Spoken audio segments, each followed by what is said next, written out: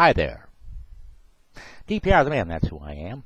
This week's edition of Here's the Thing, as I'm pointed out to those of you who listen on the website, we will be talking a little bit about national security as it relates to Toledo, Ohio. We will be talking about the war on conservative women. We will be talking about voting problems, in North Carolina, and our foray into the Constitution, along with a couple of other subjects that are near and dear to my heart.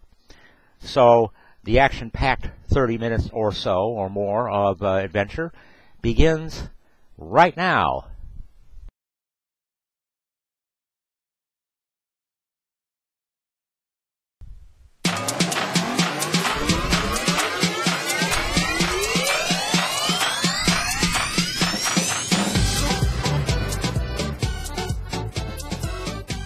Dateline, Toledo, Ohio, by Keith C. Burris, columnist for the Toledo Blade. Headline, National Security State Rears Its Ugly Head. Okay, this was dated on the 30th of March, but I just had to bring it in because I thought it was that important. Excuse me a moment while I do something here. Yes, have a board next to me, as those of you who have watched may know that. On Friday, military police detained a Blade reporter, Tyrell Linkhorn, and a Blade photographer, Jetta Fraser, at the General Dynamics plant in Lima, Ohio. General Dynamics, in case you're not aware of it, has a lot of government contracts. They deal with electronics, aircraft-oriented stuff. Tanks, things like that, guidance systems. And granted, it's an industry that's essential to the defense of the country. However, they were at the entrance of the compound, and they were basically partaking of a view that's available from the street or from Google. In fact, I went on Google Earth, and I can look at the compound, and nobody came and arrested me. However, they, in the process of taking what they would call stock photos, were arrested, detained, handcuffed. Their cameras were taken, given back to them with no pictures in them. So, the question he asks, Mr. Burris asks, is, did they really think these two people were engaged in terrorist activities? He says, thinking is not the point here. Non-thinking is the point. And here's what he says. He says, we're on dangerous and disturbing ground here. We are wandering around the paranoid mind of Vladimir Putin rather than the free and endlessly curious mind of Thomas Jefferson. Basically, we're all considered guilty until proven innocent. That's the way our government is going. That's the way Barack wants it. Anyone who's against Barack's agenda is considered a terrorist, a danger to the country, a subversive. But the Defense Department, if you will, is taking it one step further. That may be Barack and it may not be, but the point is that using 9/11 as an excuse, they're assuming that every one of us has some idea of destroying something. Why would we all think that way? What do they know that we don't know? There's a lot of conspiracy theorists out there who believe that the American public is going to basically explode one day because of the lack of fiscal responsibility, the overbearing presence of government in our lives, that they may actually physically revolt or cause some other type of disturbance. And when that happens, martial law will be declared, FEMA will be put into motion, people will be put in camps, people will be arrested and detained without cause. Martial law will be declared. Are they prepared for this? Apparently they're rehearsing it. That could be. It could be. It's all a bunch of conspiracy theorists, but little bits and pieces come together to make a greater truth. Let's see here.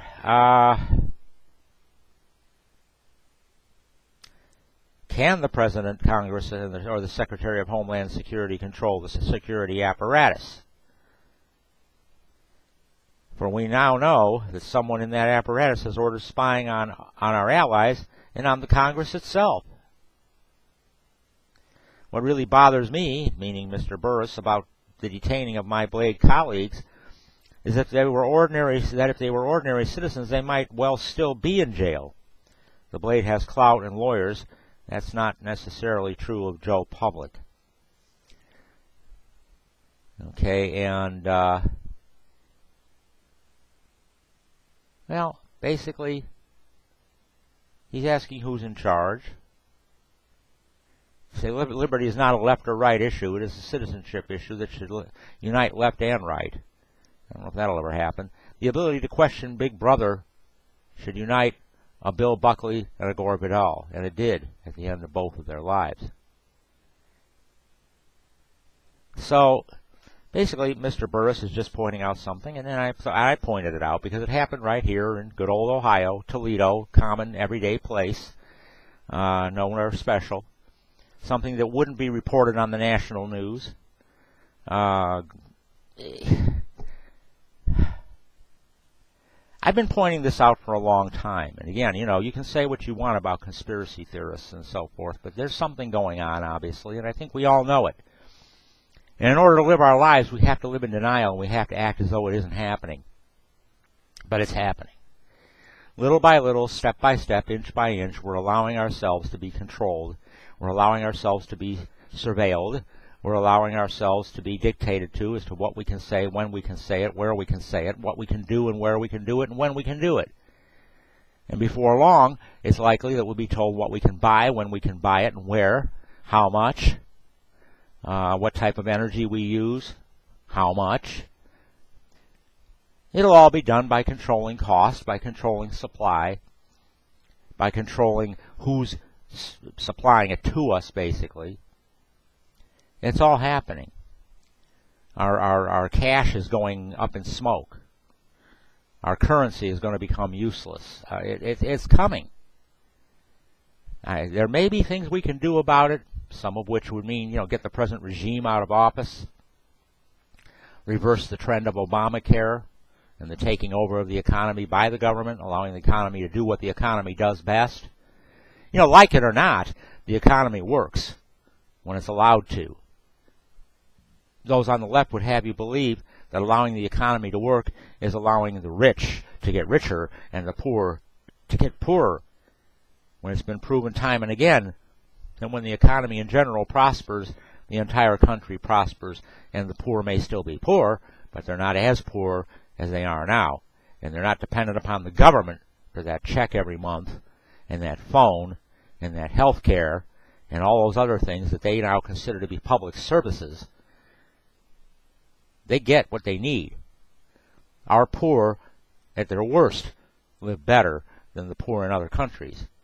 That may not be true much longer, but the poor only have themselves to blame because they continue to allow the government to support them, rather than taking it upon themselves to have the pride that an American can have in whatever it is they do in order to earn a living, and not be picky and choosy about what's good for them and what's good for us. That's all I have to say on that subject.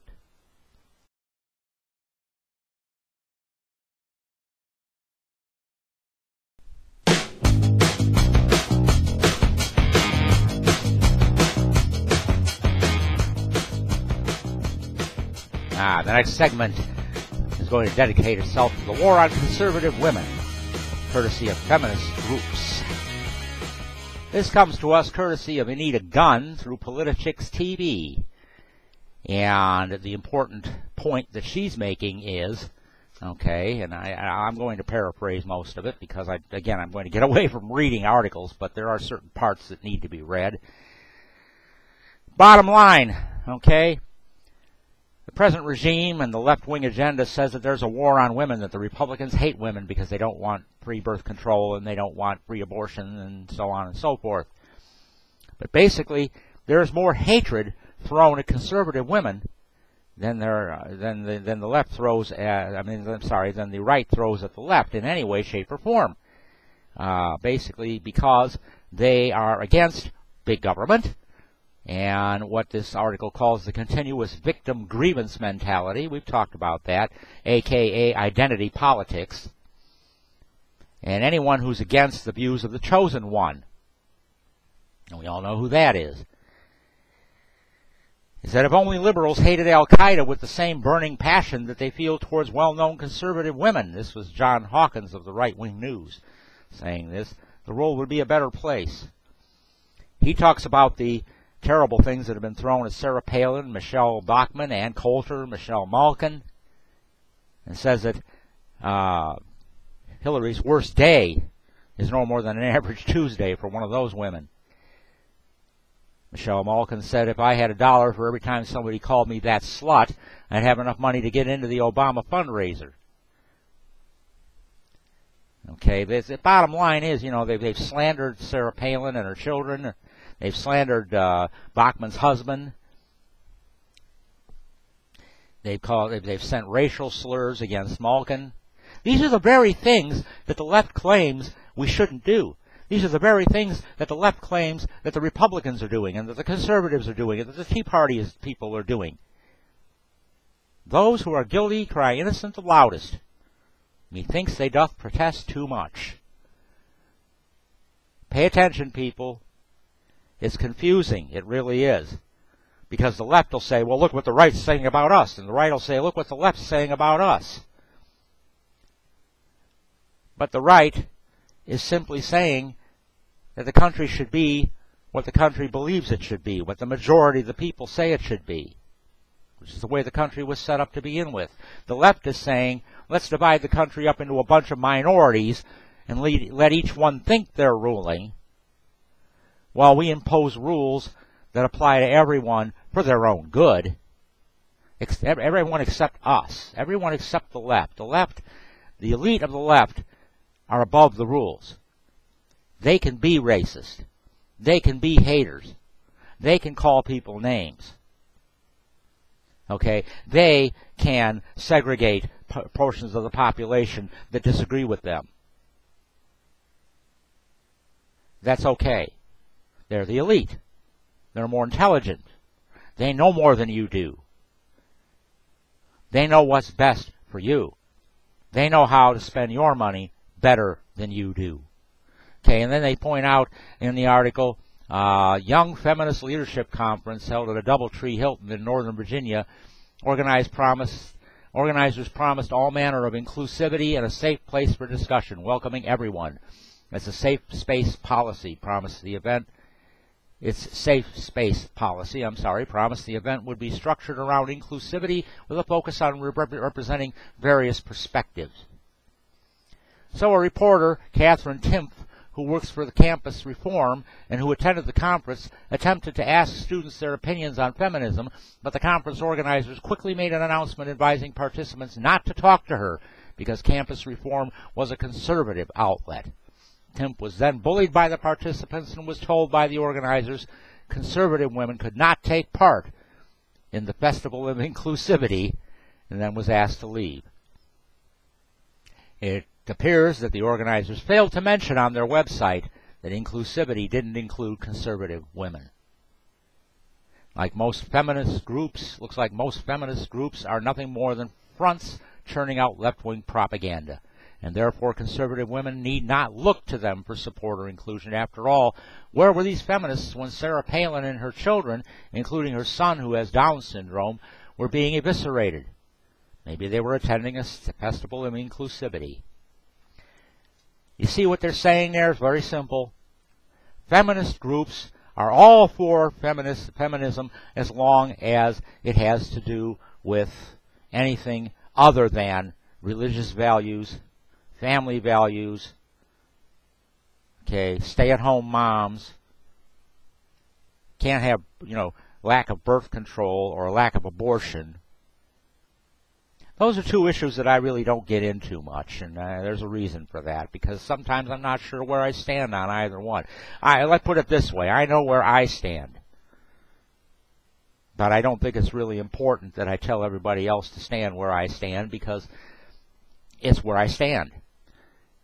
And my stand, if you will, is that this country is supposedly a free country, and supposedly allows all of us to have our own views and vote according to our conscience and act according to our conscience and accept one another for who we are. Okay, not to go around trying to tell somebody that they're wrong if they don't think the way I do. I don't think they're wrong, I just think they could be more right. But, in the long run, I'm just letting people know that conservatism is not about hate. Again, conservatism is not about racism. Conservatism is not about telling you that you're better or worse than anyone else. Conservatism is about telling you how to be the best you can be with who you are and what you do, thereby benefiting everyone around you, because you make whatever contribution you were meant to make, if you will. If you do believe in a supreme being, then perhaps that supreme being had a reason for putting you here, and if you achieve that reason, then you've done all right.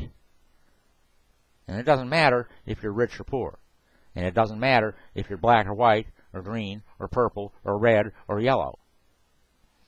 Yeah, men have rules, and I think some of those rules should be abided by, especially the ones that say that you have to be a legal citizen of the United States in order to enjoy all the rights of the citizens of the United States, because I don't believe that those of us who are legal citizens and pay our taxes should be paying for people who don't belong here. People who choose to circumvent the laws that we pay our taxes to put into force. So we shouldn't be paying for Obama because he doesn't enforce our laws. It goes a whole different direction. And we'll get into that at some future time. We move on.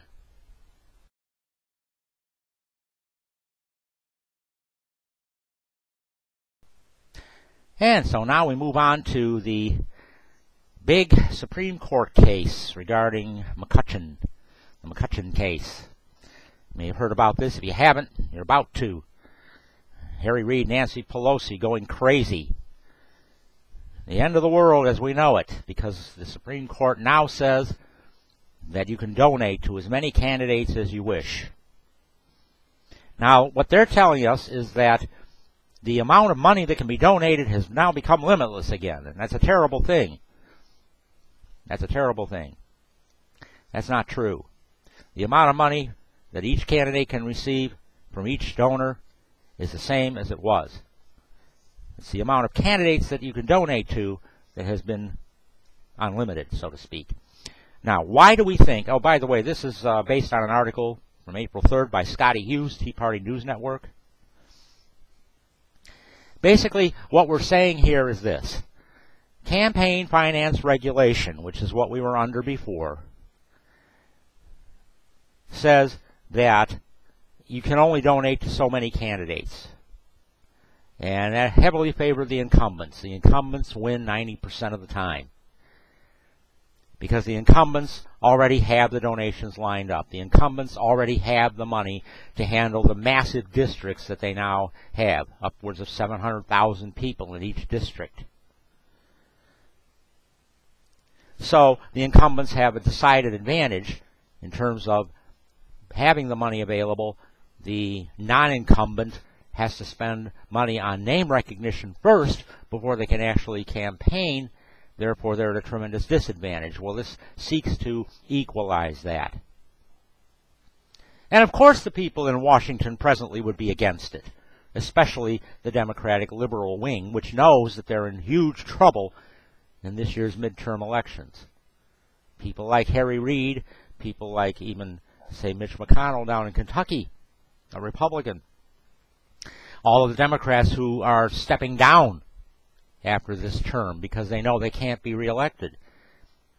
It's a sign of the times.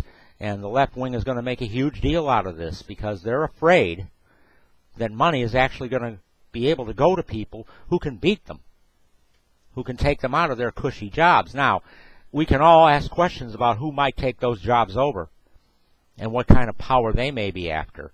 Because after all, once they get into the power structure inside the Beltway, they may enjoy the overreaching large government power that they'll have enough to keep it. We can hope that that doesn't happen, but bottom line is people have a better chance of getting elected than they used to. It still costs a lot to run a campaign. I mean, Mr. Hughes points out here that if you wanted to send a letter, let's see, how did he put this here? I just have to get this here. Oh, a letter to everyone in your district, it'd be about $343,000. If they want to send a letter a month for 10 months, it'll be over $3 million.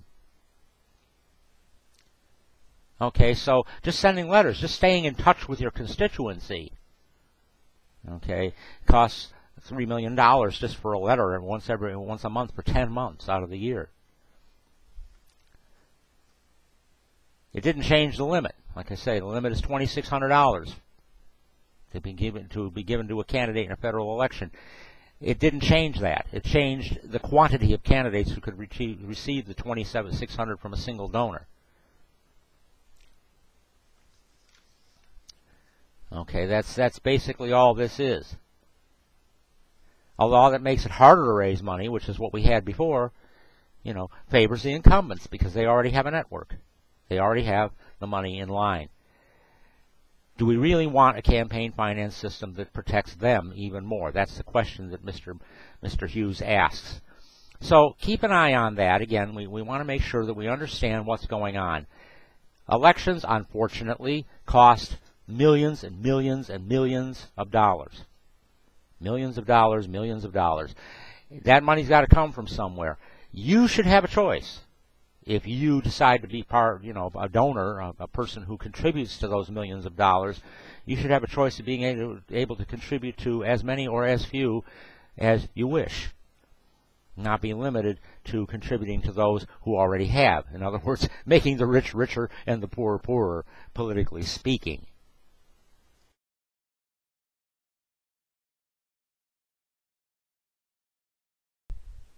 Next up, Dateline, North Carolina. Matthew Burke, Tea Party News Network. Part of the article didn't print. I hate when that happens. But basically what's happening in North Carolina, or what has happened in North Carolina, is that they've revealed massive voter fraud. Big surprise. 765 voters with an exact match of first and last name, date of birth, and last four digits of the Social Security number were seen as voting in 2 different states. A number of people with the exact same match of first and last name and date of birth voted in many states. 155,692 voters with the same first and last name, date of birth, and last 4 digits of the Social were registered in North Carolina and another state. Registered, mind you. And the latest date of registration or voter activity did not take place within North Carolina. The North Carolina Board of Elections additionally discovered after an audit of death records that 81 dead voters had continued voting after their deaths. These findings should put to rest the ill-informed claims that problems don't exist. Okay, voter fraud. We know it happens. We know both parties have engaged in it. I don't want to get into an argument over who has and who hasn't. But people, because there are so many of us, and because there are so many places we vote, and so many people involved in the process, power corrupts, absolutely. These people have the power to change what we do, whether we're aware of it or not. And I have to say that machine politics dictates that there is voter fraud. There has been voter fraud. There's been voter fraud in Cuyahoga County here in Cleveland. There's been voter fraud in Cook County up in Illinois. There's been voter fraud all over the country, especially, strangely enough, in states that are considered swing states, that are considered states that are very important as to whether they go red or blue, and particularly in the ones that went blue in the last couple of elections. Okay, the big claim was that George W. Bush won his second election, his second term, by cheating down in Florida. And after a large investigation, it was pretty much assumed that he hadn't done so, even though he won by a very slim margin. That being said, what we have to, I'm sorry, he didn't win his second, he won his second term against Al Gore, if I recall correctly, or was it the first one? Needless to say, there hasn't been much talk about Republican voter fraud lately. And of course there's more talk about Democratic voter fraud because the Democrats have been winning.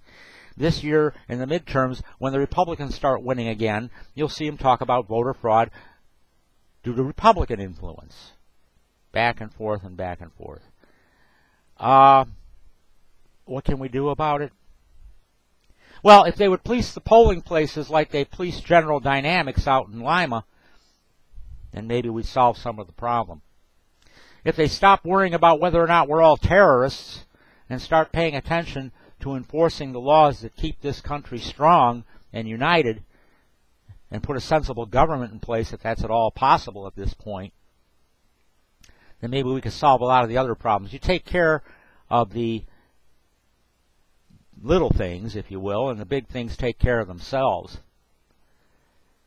What we have to do is we have to pay more attention to our polling places, perhaps participate, ask questions, wonder why everybody gets to vote before Election Day now, because it's convenient. Even people who can vote on Election Day choose not to because it's more convenient. Therefore, any number of forms could be filled out by non-existent individuals. People have ways of beating the system. If they're passionate enough about their candidate, those who believe that Obama is the second coming of the Messiah will do anything to keep him in office, and keep their phones, and keep their entitlements, and keep their food stamps, and keep their unemployment benefits ad nauseum, and keep their Medicaid, and keep living off the tax-paying public's dollars, which they shouldn't be doing. If they become taxpayers, they actually have a better life. We learned that back in the 1980s.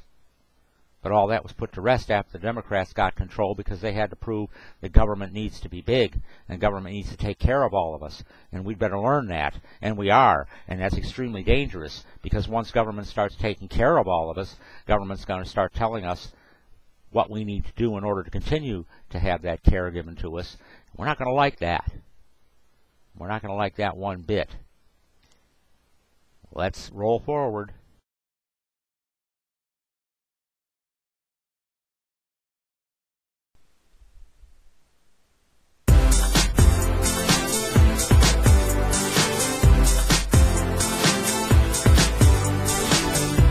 Before we move into the Constitution of the United States of America, I thought I'd take a few minutes just to talk about why I do this. Okay, I know I have a very small audience. In fact, sometimes I may be the only one. However, I do this because I believe that I need to expose everyone to the fact that we all have something to say. Even a common, everyday, ordinary guy like me wearing a purple shirt with headphone hair and an artificial backdrop can come up with some ideas that need to be spread out there. Some ideas that you don't hear about in the mainstream media. Some ideas regarding the fact that we, the people, as conservatives, don't have to be what the media says we are, or should be. As conservatives, that means we want to conserve our dignity. We want to conserve our minds. We want to conserve our speech, our thoughts, and yes, even our actions regarding how we behave in public, how we keep ourselves rolling along, how we benefit others by being the best that we can be. Now, you hear this from a lot of people. You hear it from Limbaugh, you hear it from Beck, the two biggies. They're entertainers. They make a lot of money, and they're very good at what they do, and I respect that. And I don't want to be them, even though some of their ideas may be some of my ideas. I didn't get those ideas from them. You can believe that or not. I didn't get those ideas from them. I had those ideas myself, and I think there's a lot of you out there who have those ideas yourself. And that's why I do this, just to prove that there's at least one person out here who's had those ideas himself. Didn't need Rush to tell me. Didn't need Beck to tell me. Would have figured it out without them. It's fun to listen to them. And it's fun to pick up some of the subjects they talk about and talk about them myself from my own point of view or even from theirs. But the fact is, I can do it. You can do it. We can all do it. Why do I do this? so that I can show people that, again, an everyday, normal, average guy, you know, can just pick up, put on a headphone, put on a microphone, put on some, albeit dull bumper music, and talk about things that matter. Let you know what's going on. Let you know what the context of certain things that you don't hear about every day might be. That's why I do this.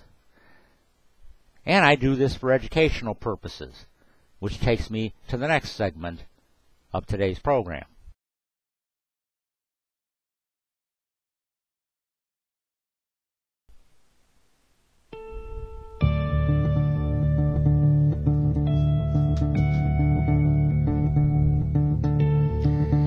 Okay, the final segment of the program, as usual, our foray into the Constitution of the United States of America. Every week for the last many, many weeks I've gone over this, and it's very important that you understand that you need to read the Constitution. You can go online and get a copy anytime you wish and read the Constitution. The Constitution is public domain. There's no copyright on the Constitution. Okay? Basically, Article 7, the last article, says that the ratification of the conventions of 9 states shall be sufficient for the establishment of this Constitution between the states and so ratifying the same. It goes on to put a few words in between lines on different pages. Attest William Jackson, Secretary, done in the convention by the unanimous consent of the states present the 7th day of September in the year of our Lord 1887 and of the independence of the United States of America, the 12th in witness whereof we have hereunto subscribed our names. And it goes on to list all of the signers of the Constitution. Again, summing up the fact that this document was set up by a group of men representing their own selfish interests,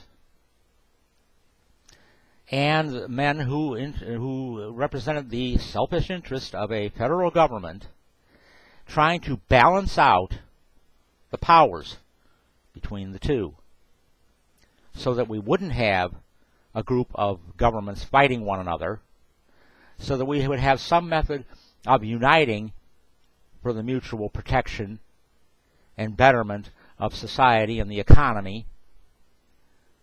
All of these things were done over a period of time with compromise, with the whole idea of, okay, we'll give up a little if you give up a little. We'll gain a little if you gain a little. We'll make sure that everyone has their say. Again, it's a federated republic form of government. It is not a democracy. Yes, we can vote. Yes, we can speak freely so far. Yes, we have freedom of the press so far. But those things do not indicate that we're totally free to do anything we want. Why is that? Because we have to elect people to represent us to our state government and to our federal government. And we have to hope that those people do so with our best interests in mind. All that's changed. It's all about the media now. Ever since Kennedy, it's all about TV. Now, I'm not disparaging Kennedy. I'm merely pointing out that the election between John F. Kennedy and Richard E. Nixon, as Archie Bunker would say, okay, was the election that changed elections forever. It made the president a television personality. It's exactly what Marshall McLuhan said back in the 70s, and it's what I said in a segment on my website called The Theory Behind the Show, that one day we would elect a TV star as a president. We've done so. Barack Obama was nothing but a community organizer in Chicago with no accomplishments in the federal government, foreign policy, economics, or any other subject important to running this country, other than the fact that he sold really well on TV. So, people, this is what it's about. These men had no television. These men had no media presence. These men had to spread the word by word of mouth by running it out on horseback, if you will, and letting people know, hey, look what we've done. We've created a government that's the antithesis of the government that we revolted against. That's why we're here. That's why y'all came here. That's why we're going to build a new country. And they built the strongest country on the face of the earth to date. Let's not let it get torn down. Next week we'll start talking about the various amendments to the Constitution following the Bill of Rights, from the 11th Amendment on, and what that did, and why the Constitution, therefore, is a living document that will continue to live, hopefully, into the future, at least as long as I'm around, and maybe as long as my son is around. After that, who knows? But as long as I've got anything to say about it, and you better have something to say about it too, I don't care if you're my age and figuring you're at the end, near the end of your life, and you got nothing left to contribute. That's a crock. And if you think you're going to go on living happily as though nothing's ever happened just because you're older now, that's a crock. This affects all of us. It's unfortunate but true. Maybe we don't have to be as stressed as we once were, but we need to pay attention. So that's why I do this. That's why the Constitution is important and why you need to read it.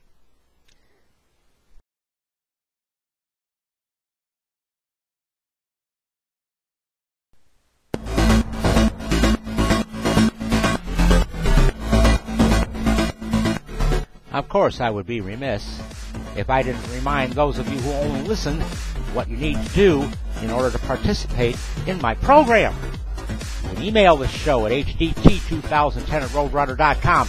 You can visit on the website, www.heresdathing.com. You can visit on Facebook, on the heresdathing.com Facebook page, or you can check out the show, switch your preference, if you will, to watching the show on YouTube or Google Plus using the search term Here's the Thing. Here's the Thing, one word. Here's the Thing, 3 words. Okay, go either way, and you'll be where you want to be.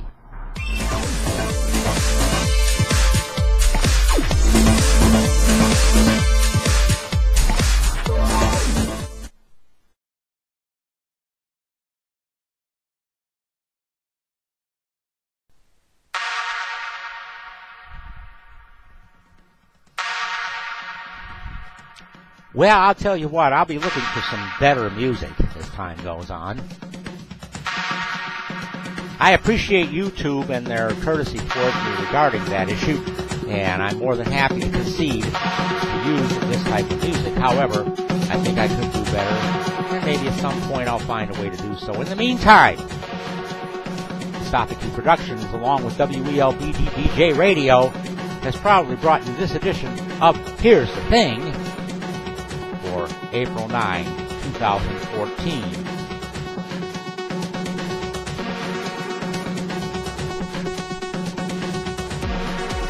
I can't even time it out anymore. It's not the same.